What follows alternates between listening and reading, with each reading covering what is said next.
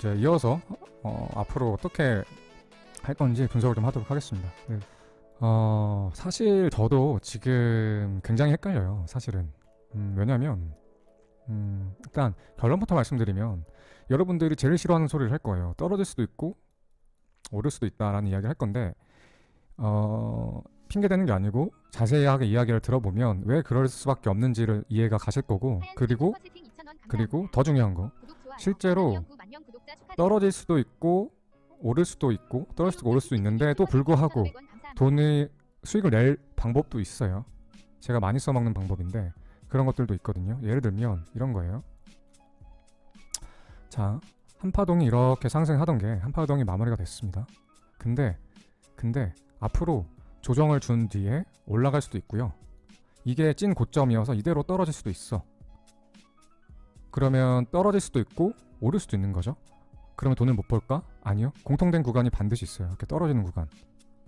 그러면 이 구간만큼은 공통 구간이기 때문에 제일 좋아요. 분석이 오르건 떨어지건 다 필요 없어. 무조건 수익 나는 구간이 있어요. 그래서 오히려 방향이 양방이 갈리더라도 수익이 날 때가 있고, 반대로 숏이 아니더라도 그럴 때도 있어요. 반대로 가격이 떨어졌다가 이제는 반등이 왔다가 떨어질지 아니면 이게 찐반등이어서 신고점 다시 넘길지 모르는 이런 갈림길이 올 때가 있어. 하지만 여기서부터 여기까지는 반드시 오르는 구간이 공통 구간이 존재한다는 거죠. 제 방송 오래 보신 분들은 알죠? 제가 이 자리 정말 좋아한다는 거. 그래서 분석이 양방 갈려도 수익 낼 수 있는 구간은 반드시 있어요. 어쨌든 그거를 좀 전제로 깔아두고 분석을 좀 보시면 좋을 것 같아요. 일단 크게 보면 아직까지는 고점이 갱신될지 또는 고점이 갱신될지 모르겠어요. 고점이 갱신된다는 말은 지난번에 말씀드린 것처럼 대형 삼각수렴이 나온 후에 한참 후에 갱신되는 거죠. 그렇지 않고 저점이 갱신되는 거는 아마 여기가 고점이고 이대로 떨어질 거예요. 이 양방이 있는데 지금은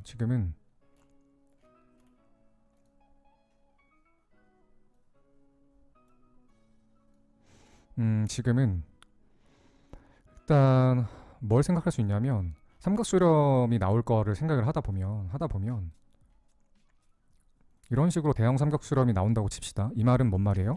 저점이 갱신되는 게 아니고 이번에 한 번 더 올라가서 고점이 갱신된다는 말이죠. 그쵸? 이랬었을 때 여기서부터 시작된 파동이 여기서 끝났다 라고 지금 보여져요. 그리고 지금 여기까지 떨어진 상태죠. 근데 제가 봤었을 때 삼각수렴은 보통 꼭 그렇진 않지만 ABC가 하나가 나오고 그 다음에 ABC로 하락하고 다시 ABC로 올라가서 대략 한 1대1 정도, 그러니까 A 크기와 C 크기가 1대1 정도, 아니면 1대 0.786 정도까지라도 올라가거든요. 그렇게 봤었을 때 여기서 만약에 여기가 저점이고 올라간다라고 하면 피보나치를 찍어보면 1대1을 찍으면 이미 고점이 넘어가요. 786 하면 더블탑이거든요. 그러면 삼각수렴이 이대로 올라가 삼각수렴 날 확률은 굉장히 적어요. 이 말은 뭐냐? 한 번 더 떨어져 준 다음에 그리고 올라가야 이런 삼각수렴이 가능하다. 그러면 당분간은 한 번 더 반등이 오더라도 당분간은 내일쯤은 한 번 더 하락할 수 있겠구나. 이렇게 올라가더라도 올라가서 삼각수렴을 그리다 올라가더라도 당분간 딱 이 구간만큼 떨어질 수 있겠구나 라는 생각을 하면 좋을 것 같고, 그 다음에 두 번째로 삼각수렴이 아니고, 그러니까 이 말은 고점 갱신을 하는 게 아니라 다시 한번 떨어져서 41,000달러 때까지 떨어질 가능성을 말하는 거죠. 이렇게 떨어진다라고 하면 그러면 이렇게 떨어지겠죠. 중간에 물론 어디선가 반등은 있을 거예요. 아마 여기서 반등이 한번 있을 거고, 그 다음에 여기서 한번 반등이 있을 거고, 그 다음에 떨어질 거거든요. 왜냐면 매물대 잡아줬던 구간, 매물대 구간이기 때문에 여기서 한번, 이쯤에서 한번, 그리고 나서 떨어질 거예요. 반등이 어쨌든 떨어질 건데, 어쨌든 우리는 수익을 낼 수 있다. 어떻게? 타점만 잘 잡으면 돼요. 여기가 한파동이 완성됐다는 존재 조건 하에 반등이 왔었을 때 숏을 타고 떨어졌었을 때 숏 수익이 있겠죠. 이게 41,000까지 가는 거라고 하면 쭉쭉 떨어질 거고, 그렇지 않고 올라가더라도 여기서 이 구간까지만큼은 숏 수익이 있어요. 그렇기 때문에 지금 선물 트레이딩 하신 분들은 이 구간을 숏 수익 구간으로 가져갈 수 있는 기회라고 생각을 해요. 그리고 만약에 지금 선물을 하지 않고 현물만 하시는 분들은 지금 공통된 구간이 떨어지는 구간이기 때문에, 그러니까 떨어졌다 올라가거나 아니면 떨어졌다 그대로 또 떨어지거나 둘 중에 하나거든요. 이 구간이 공통된 구간이 떨어지는 구간이기 때문에 아마 업비트 알트만 하시는 분들은 수익 내기가 조금 힘들 것 같아요, 이 구간은. 그래서 이럴 때는 어쩔 수 없이 건망을 하는 게 맞을 것 같아요. 그리고 아까 이제 한 번 더 떨어질 거라고 예측했던 것 중에 하나가, 지금 만약에 삼각수렴이 이런 식으로 해서 A, B, C, D 나오려고 하면 A 크기와 C 크기가 어느 정도 비율을 맞춰줘야 되는데 이대로 올라가게 되면 고점을 넘겨버리는 상황이 나오기 때문에 삼각수렴이 나오기 힘들다라는 걸 이제 먼저 말씀드렸는데, 꼭 A 크기랑 C 크기가 1대1 비율이나 7, 8력 비율을 꼭 찍어줘야 되는 건 아니에요. C 크기가 거의 이렇게 짧게 나올 때도 있거든요. 그래서 지금부터 이렇게 올라갈 수도 있는데 그럴 가능성은 많지 않다. 확률적으로. 항상 확률 게임이에요.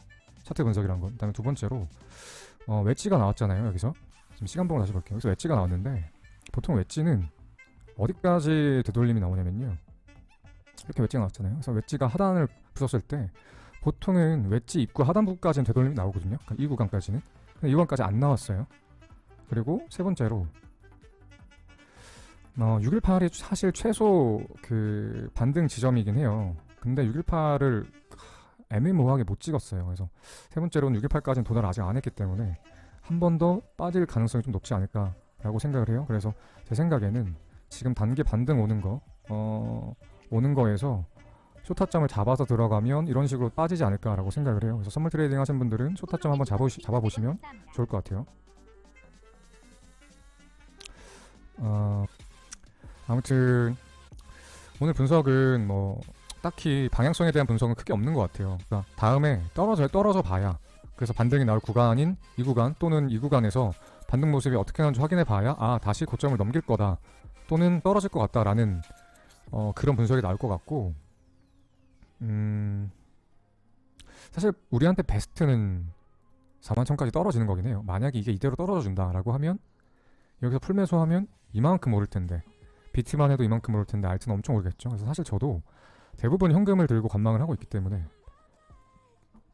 떨어졌으면 좋겠어요. 바라는 건 떨어질진 모르겠지만 천천히라도 해서 41,000달러 정도까지는 좀 빠졌으면 좋겠어요. 어쨌든 이 자리가 오면 너무 50% 확률이거든요. 결국에 하다가 올라가거나 아니면 떨어지거나인데 50% 확률로 이 자리를 기다려보는 게 나을 것 같아요. 제 생각에는 초보인데 여기서 트레이딩 하다가 손해보는 것보다는 차라리 이 자리를 기다려보는 게 낫지 않나 라는 생각이 듭니다. 아무튼 여기까지 분석 간단하게 하고, 그 다음에 제